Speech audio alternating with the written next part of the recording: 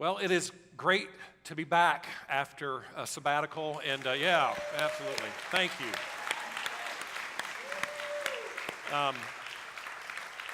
For those of you who are new and you're like, who is that guy and why is he up there? My name is James, and I'm a senior pastor here, and I have been on sabbatical since Mother's Day. Mother's Day was the last week that I was here preaching, and it was a great time. I'm going to talk about that, but I just first need to say, I understand how rare a sabbatical is. Most of you probably will never experience a sabbatical. A lot of people in ministry won't experience a sabbatical. And so I just want to say right out front, I am extremely grateful to our elders for affording me the opportunity to go on sabbatical. It was amazing. I'm going to talk about that, but I'm just telling you, we have a fantastic group of elders, and when I went to them 10 months ago and said, you know what, I've been doing this for 28 years. The longest I've ever had a break has been a 3-week stretch, and so what would it be like for me to have a sabbatical? And they just were very enthusiastically supportive of that idea, and they just said, let's make this happen. And so it did, and it was really life-giving, and I want you to know that. It was life-giving, and I'll explain how it was life-giving in just a second. But the other thing that I want to say is you guys got to experience this summer. We had the best summer ever. Journey best summer. You're right. Yeah, absolutely. And we used this hashtag, and it wasn't just a hashtag. Like, literally, this was the best summer in the history of our church this summer, and I wasn't here to experience it, right? And it was good for me to be away because it reminded me of something, and it illustrated something to you as a church. And that is that this church does not center around a personality. It doesn't. It centers around Jesus Christ. That's what it centers around. And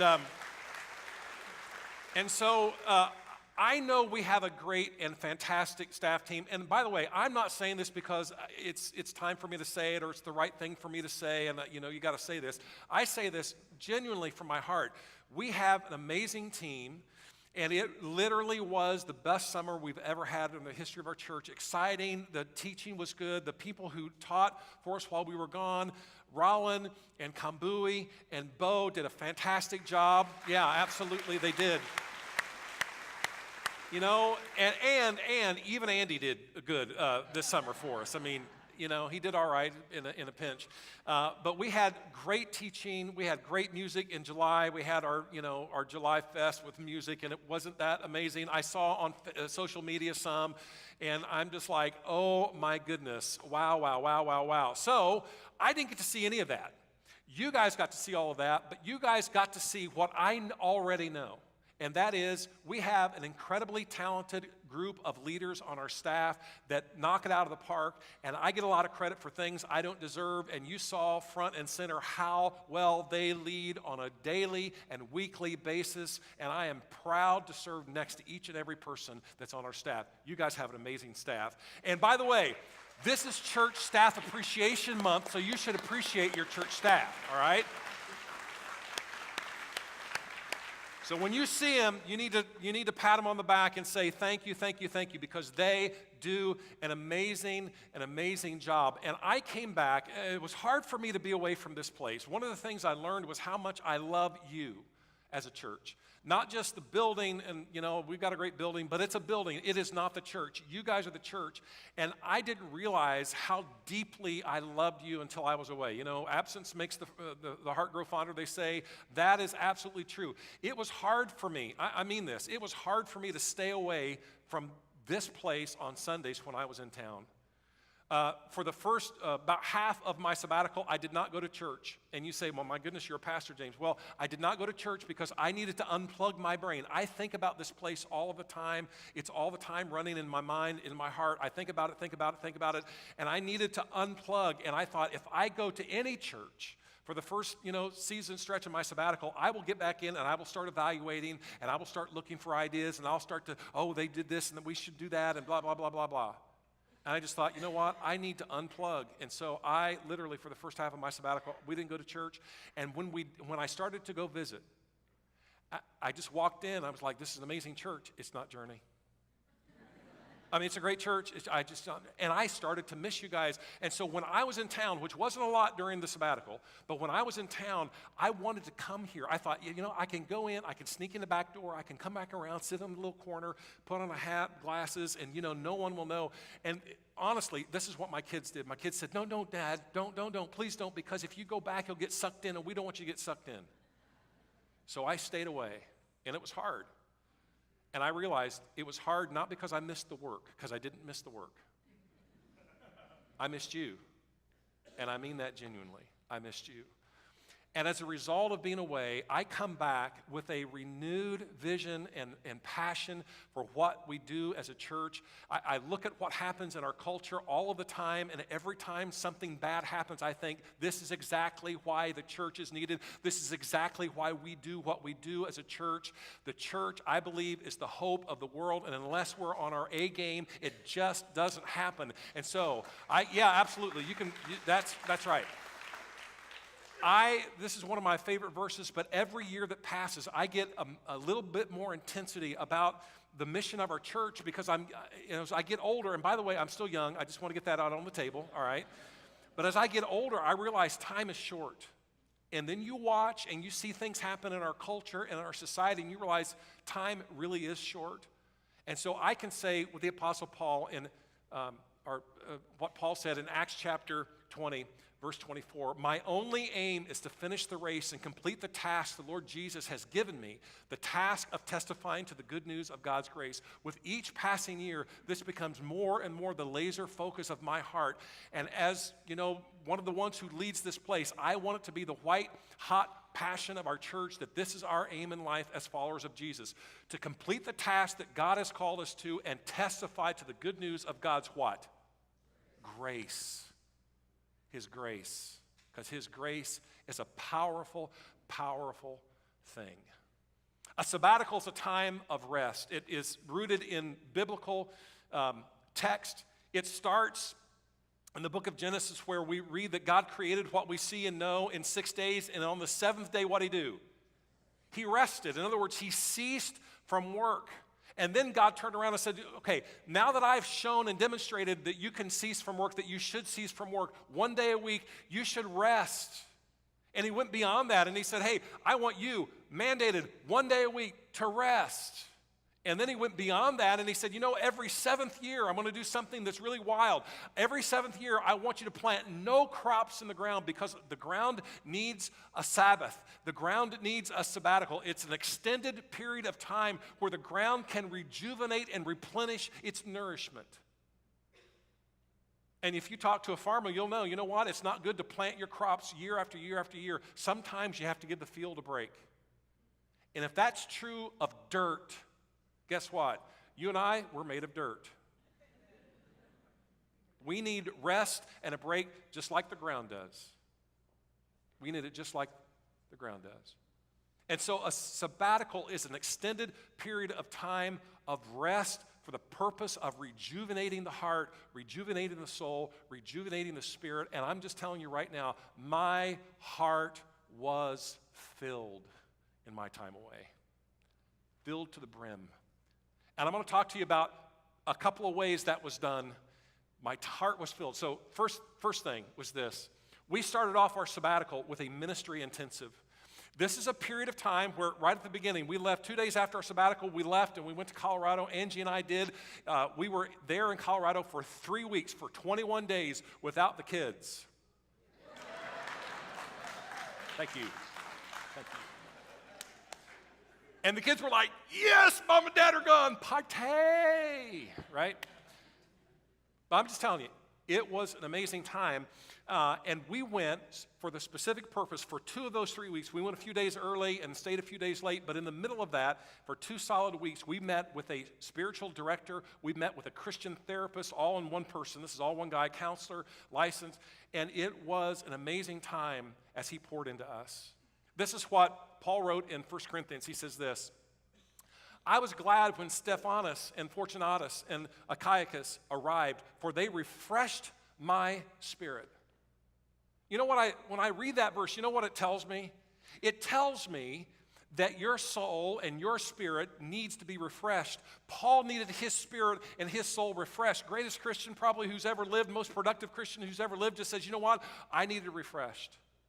And if Paul needs to be refreshed, you need to be refreshed.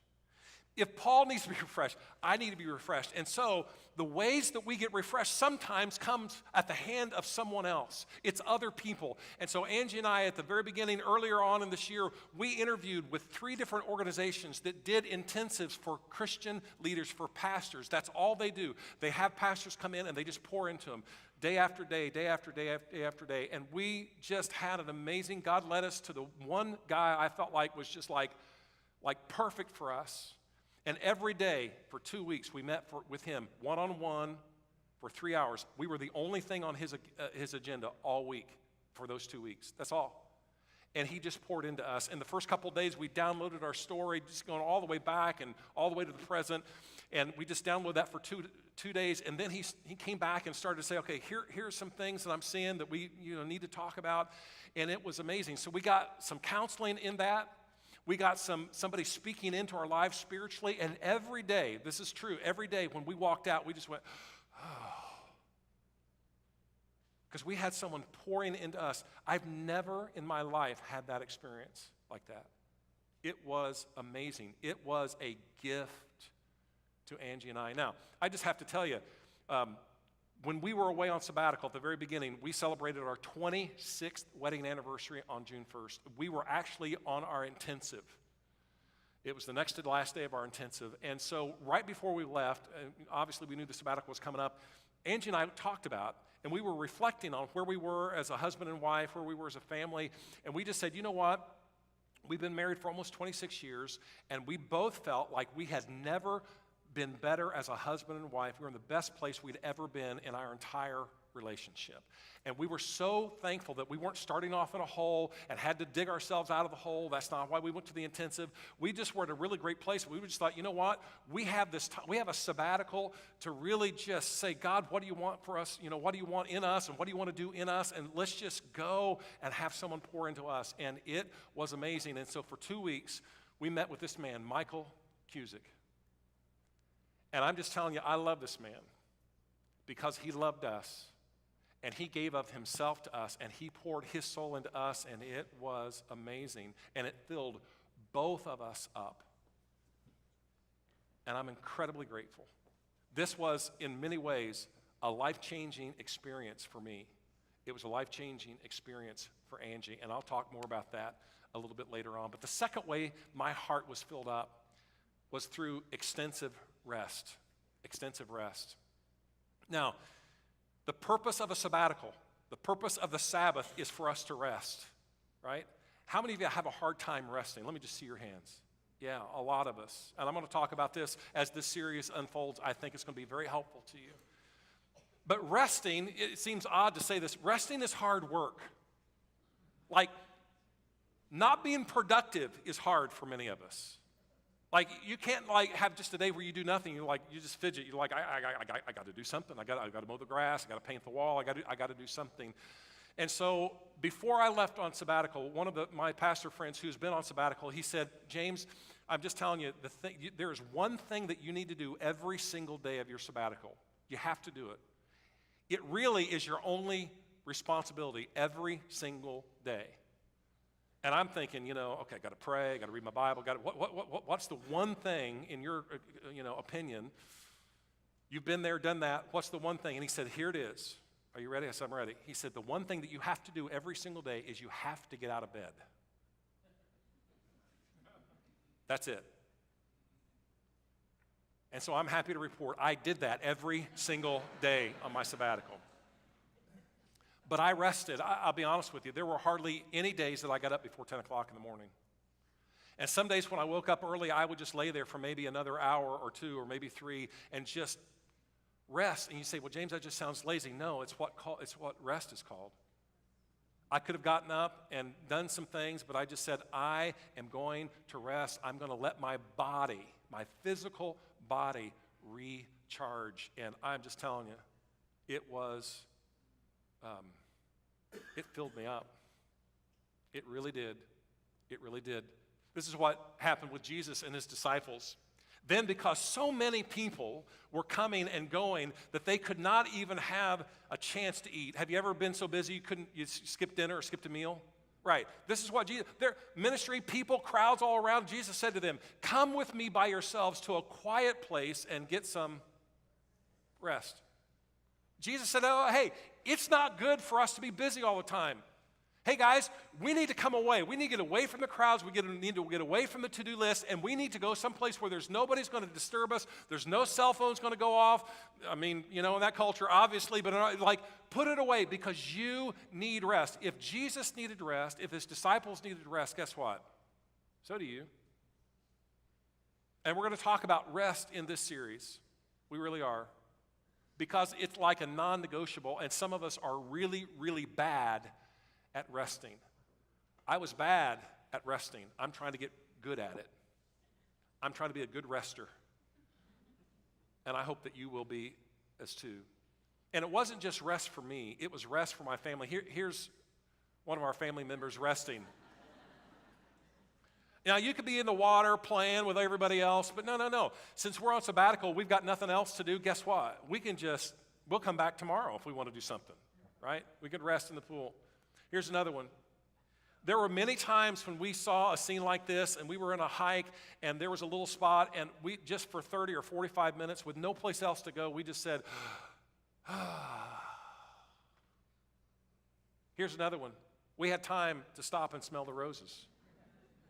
We really did. We had time just to say, you know what?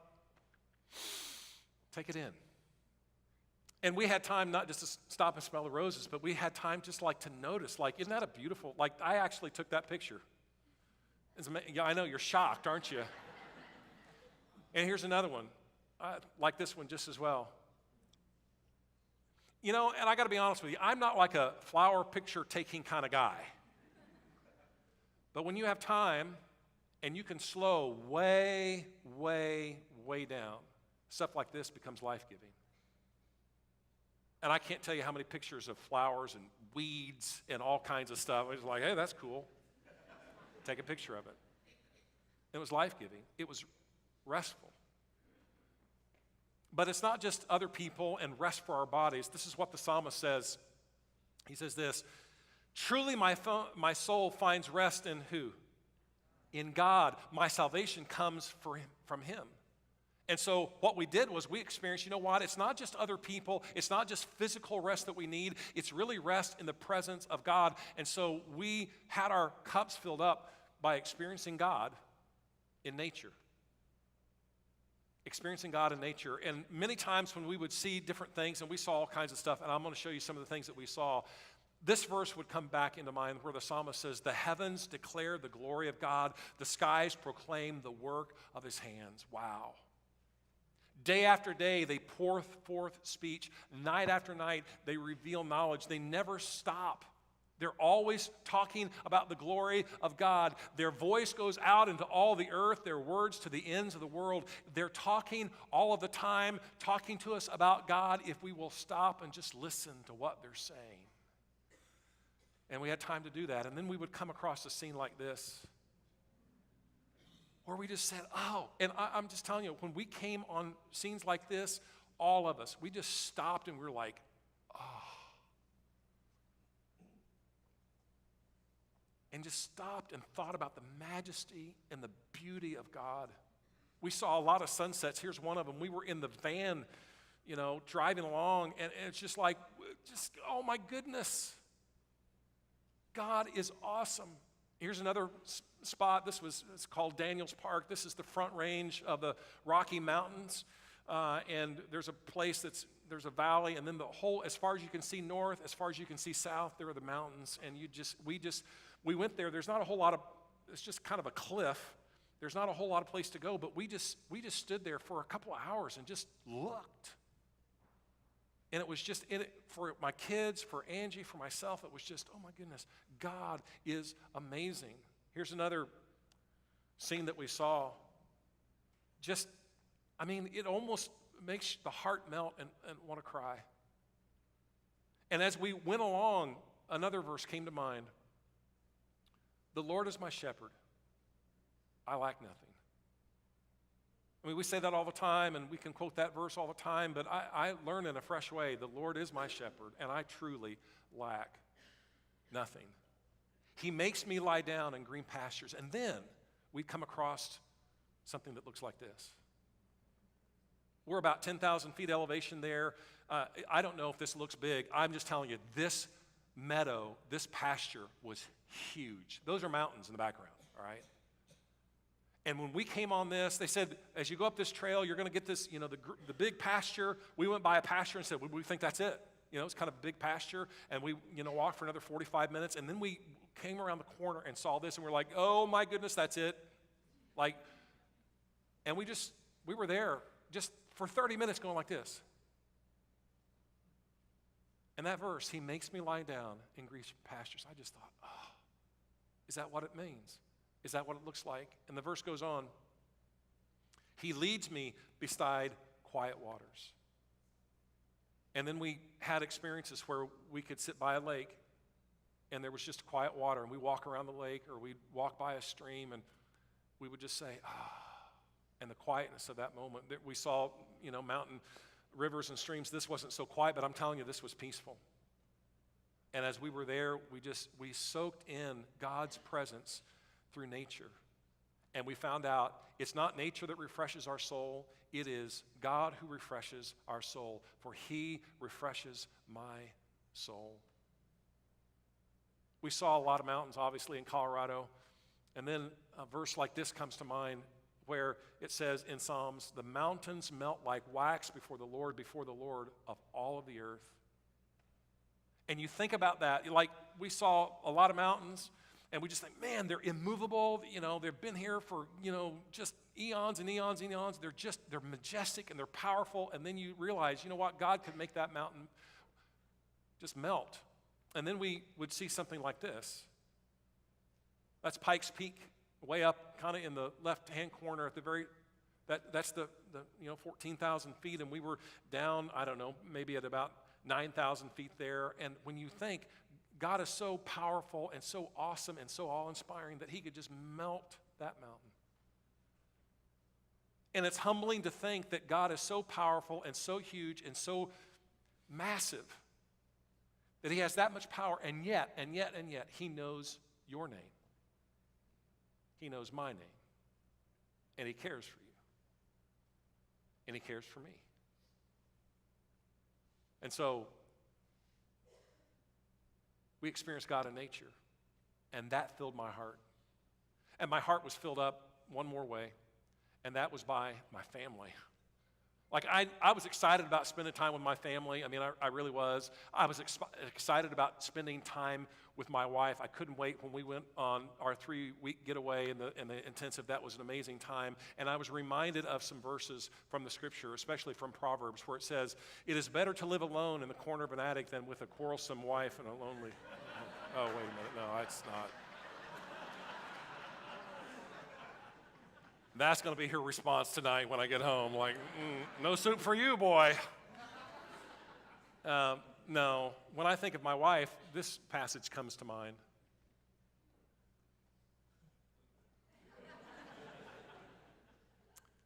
Who can find a virtuous and capable wife? She is more precious than rubies. This is true of my wife. Her husband can trust her. I trust my wife explicitly, and she will greatly enrich his life. I'm just telling you, in spades, this is my life. She brings him good, not harm, all the days of her life. She is energetic and strong and a hard worker. And then I think of my wife in this setting, mountain woman also. This is one of my favorite pictures of one of our hikes, and it looks impressive, like we're scaling up this mountain, and what you can't see is 3 feet outside of this picture was the path that we were on. It was really easy. But we just thought, hey, that looks really cool, right? Like we're conquering the mountain. The verse goes on. She extends a helping hand to the poor and opens her arms to the needy. My wife does this all of the time. She serves people just out of the goodness of her heart. She's amazing. She is clothed with strength and dignity, and she laughs without fear of the future. When she speaks, her words are wise, and she gives instructions with kindness. I'm just telling you, my wife is my greatest and most trusted advisor and counselor. She is an amazing woman, Charm is deceptive, the scripture says, and beauty does not last, but a woman who fears the Lord will be greatly praised. I'm just telling you, my wife is a woman who fears the Lord. She walks with Jesus in a real and genuine way, and it is my greatest life's pleasure to do this life with my wife, sitting right there.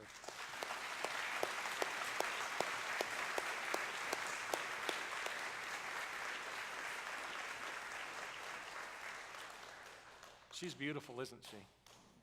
I mean, she is. And I'm just telling you, it was a gift. It was a gift. It was a gift to be able to spend time with her. There's no other person. She's been my best friend for almost 30 years now, and there's no person I would rather spend time with than my wife. Like, if I could have a choice, I just like her all the time. And I got her all the time. And it was a gift, and so I just say thank you. I'm reminded of another verse. It says this: children are what's that next word, Mom? Gift, they're a gift. We forget this, don't we? The children are a gift for the Lord. They are a reward from Him. And that is so true. And these are the gifts that God has given me. Isn't that a great picture? This was at a waterfall in Rocky Mountain National Park, and it was packed from about 7 o'clock in the morning until about 4 or 5 o'clock in the afternoon, and so we beat the rush. We got there about 6, and there was nobody there. We had a waterfall. It was multi-tier. It was huge, but we were there for a couple of hours, and it was like we had this amazing waterfall all to ourselves, and I'm just telling you, this was a gift. We had a lot of fun together as a family. Check this next one out. My oldest and my youngest, just horsing around. We're up, I don't know, about 13,000 feet there. We couldn't hardly breathe, but we were having fun, and we just spent time. There was nobody up there. We're on the top of a mountain. Nobody around, just us as a family. It was amazing. Here's another one. We laughed a lot. Sometimes in the middle of the road, yes. Just like, hey, let's stop in the middle of the road. You know, we're those knuckleheads out there, but I don't even know what we were laughing at, but they were laughing, having a lot of fun. Sometimes we did things that we really shouldn't have been doing. We literally went out on a limb as a family, you know? But nothing happened there that shouldn't have happened. It was safe, and it got a little hairy there for a second. We were like, go, go, go, go. No, it didn't. And here's another one. We got to go to the White House. Like, this is the real thing. It was a treat for us. Somebody that we knew was working there, and they said, hey, come by, and we went. It was amazing. We had a lot of fun. Here we are at there we are at 14,115 feet at Pikes Peak. This was an amazing day. There's only like 50 parking spots at the top of the mountain, and it's literally like this landing pad. And I didn't put any pictures in here of the views, but you're literally on top of the world. Like, you're at the highest point that you can be at, and you're looking, it's almost like you're in an airplane looking down on the earth. That's how high you are. It was amazing, and I'm sure that people were mad at us because we took a parking spot for about 3 hours that afternoon. We're here, we got a sabbatical, we got nothing else to do, let's just stay. And we did, and it was amazing. Here's another shot of our family. You know, at the spur of the moment, we decided to go Mount Rushmore because we could, right? And I know this sounds, but we were there, and we just thought, you know what? Let's do it. We weren't planning on doing it, but let's do it. And so we made plans, and we went to Mount Rushmore on my daughter's 14th birthday. It was an amazing day, and that was the best gift I've ever given her on her birthday. Top that, y'all. But it was great. We had a great fun, and we spent, I don't know, almost all day there. It was awesome. It was refreshing. And then on Father's Day, we camped out in our backyard, and aren't they beautiful? Isn't that family beautiful? I love these kids. And here's the thing. I was excited about spending time with my family. And if you're a working parent like I am, you get this. You know, especially as they get older, you come home, you really don't see them that much in the evenings.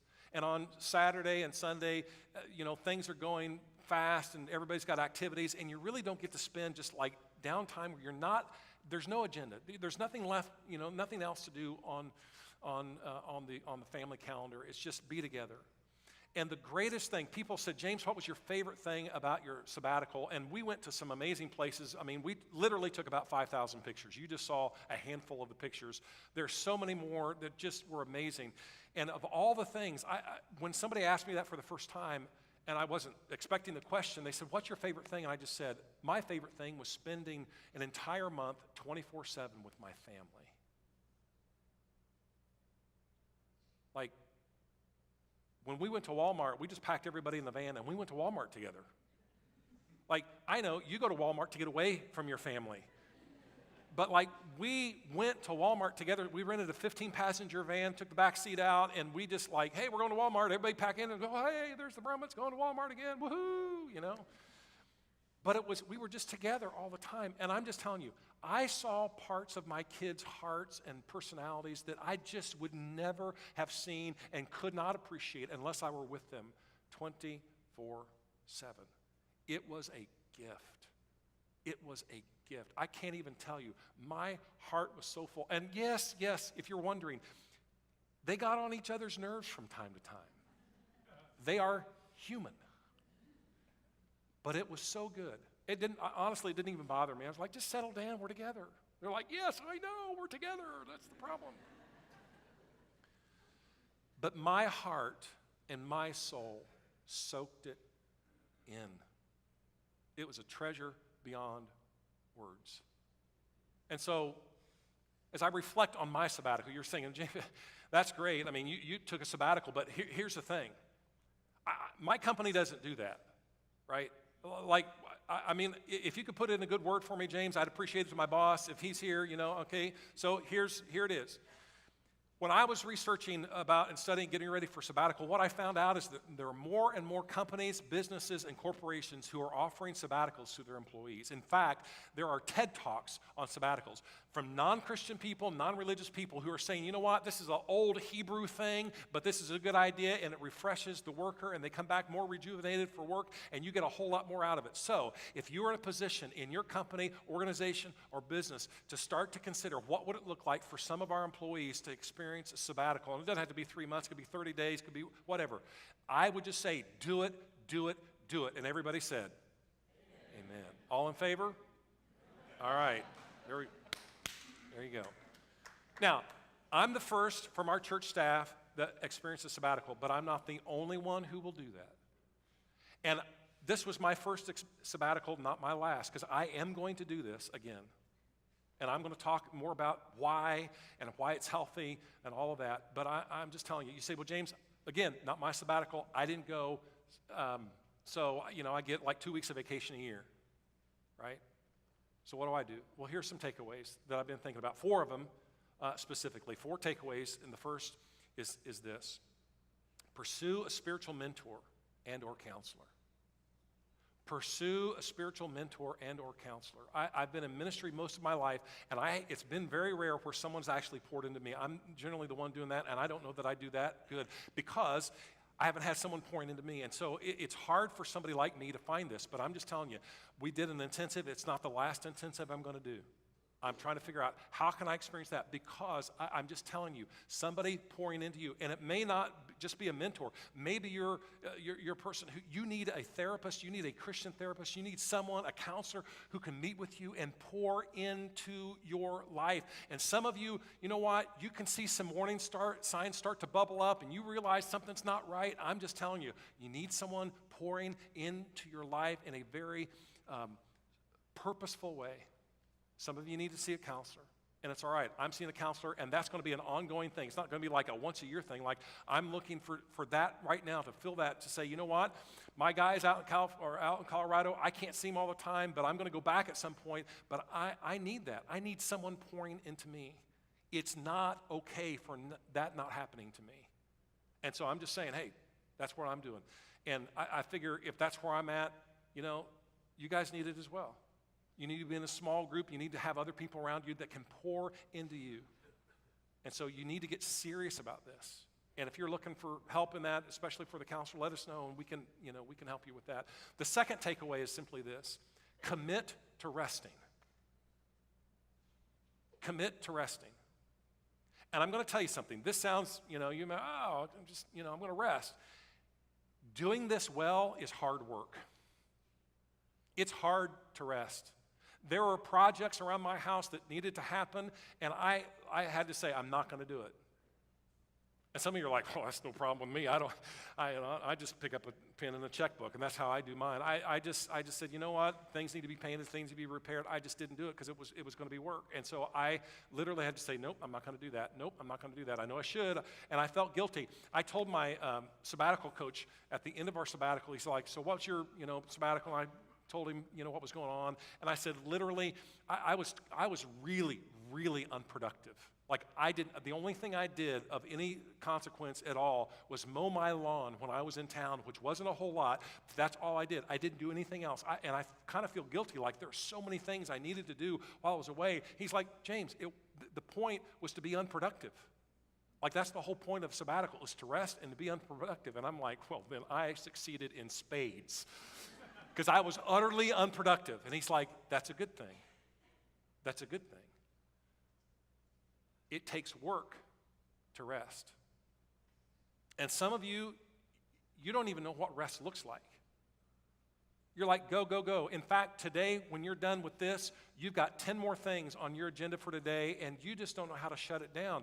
And shutting it down, even for a few hours, seems so like, oh my gosh, I got to do something. And I'm just telling you, in this series that we're going to be, over the next few weeks, I love you too much as your pastor not to say, you know what, I've had this experience, but I don't want it just to remain with me. I want it to overflow into your heart, into your life. Jesus said, I have come that they may have life and have it abundantly. And the reality is, even Jesus' followers do not often experience abundant life. I got a taste of what the abundant life was like, and I'm telling you, I'm thinking, okay, I'm off sabbatical, but how can I get back to a sabbatical mode every Friday? When I go on vacation, I've been thinking, how can I do vacations? I used to take a week early in my ministry. I used to take a week for vacation, and it was like I might as well have taken an afternoon because that's what it felt like. It didn't do anything for me. And then I realized, you know what? I need more than a week. I need 2 weeks. And then when I was away for 2 weeks, I felt like I got 2 days in the middle of that 2 weeks where I really felt like I went, ugh. And then I was ramping back up. And you guys, how many of you know what I'm talking about on the vacation thing? So I realized, you know what? I need a minimum of 3-week vacation all the time. And we do busy stuff. We go and see families and that kind of stuff. But I'm just telling you, I think I can hit sabbatical mode in a 3-week vacation. I'm not going to have a sabbatical for a number of years, but I am going to be able to take a 3-week vacation next year. And I'm trying to figure out how do and I don't know exactly, but I'm committed to saying, how can I hit the sabbatical sweet spot again? And some of you need to figure out, how can I hit that I can't take a 3-month sabbatical. I can't even take a month, but I might be able to ink out 2 or 3 weeks. How can we do that? And I want to encourage you, what? You got to commit to resting. This is work. It takes planning. And over the next few weeks, we are going to dive into this because I want you to experience what I experienced in your everyday, right now, today life. That's one of the takeaways. Another takeaway is simply this. Look for the greatness of God all around you. Look for the greatness of God all around you. I mean, we had it in spades on our travels this summer, and that was amazing. My counselor said, James, when you go out on your hikes, during the afternoons, I want you to listen for the gravel crunching beneath your shoes. So I'm like, all right, crunch, crunch. And I would focus on the crunching. I know it sounds kind of mundane, and then I crunch. And he said, I want you to smell the pine trees. And so as we're hiking in the mountains, like many, many times, I just stopped and went, just for a minute or two. Smell the pine trees. And then we, saw the flowers, and we would go by, and most of the things that I would just blow right past, I would stop and just try to think. And I started to experience God in nature. I started to understand God is with me everywhere I go if I will just stop and look. You say, well, James, we don't have any planes, and it doesn't look like that around. I know, but do you realize how beautiful the trees are? I can't tell you how many trees I went up and hugged. And I'm not like a tree hugger, but I wanted to feel the bark. I wanted to marvel. I took some pictures of trees. I'm not going to show you any, but I took some, just really weird trees. I'm just like, look at that tree. I'm thinking, maybe this is what I'm going to do when I'm walking in the woods. I'm just going to look for the odd trees. But notice the greatness of God all around. You can do that every day. every single day. Just slow down a little bit. On your way to work tomorrow, right? Just look at the trees. Look at the flowers in the flower beds. Just notice things and let that speak to your soul. The fourth one is this: treasure your family. Treasure your family. We're probably very similar, like busy, and we love our family, and I know family can kind of get hectic, and sometimes family, things blow apart, and it gets really ugly. I get that. But we need to treasure our family. My wife posted on social media this week, she said, and I've heard this before, and I just thought it's so true. She says, the days, if you're a parent, the days are long, aren't they? Some days you're just like, oh my, that was a day. But the years are very short. And any of you who have raised kids and they're out, you just realize it goes like that. And so treasure your family. And I'm telling you, I learned in a very fresh way what it means to treasure my kids, just to soak them in, because I'm not real good at that. But I'm going to get a lot better at that. Because as a dad, as a father, that's my job, is to treasure them and love them. And this time has helped me. And so I want that to be an inspiration to you. To treasure your spouse, if you're married, to treasure your kids, if you have kids. And if you're not married, you don't have kids, then treasure your brother or sister, treasure your parents, treasure your family. And I know it's hard and it gets messy, but the payoff is huge. The payoff is huge. So today we're scratching the surface. This is really not part one. It's kind of like a prequel. Next week we're going to dive in, and we're going to dive into the things that give us a life, an abundant life, and we're going to do a deep dive in the soul. And I'm just telling you, even if you don't believe in a God, I get it, but come back, because I think that you will find what we're going to be talking about over the next 4 weeks extremely helpful and beneficial. And as your pastor, as one who wants to pour into your life, I'm just telling you, this could really be life-giving to you. And from my experience, from my sabbatical, that's what I want. I want to bring the life that I've kind of gained through this and just pour it back into you. And so I hope to see you next week, all right? Yeah, you can. That's good.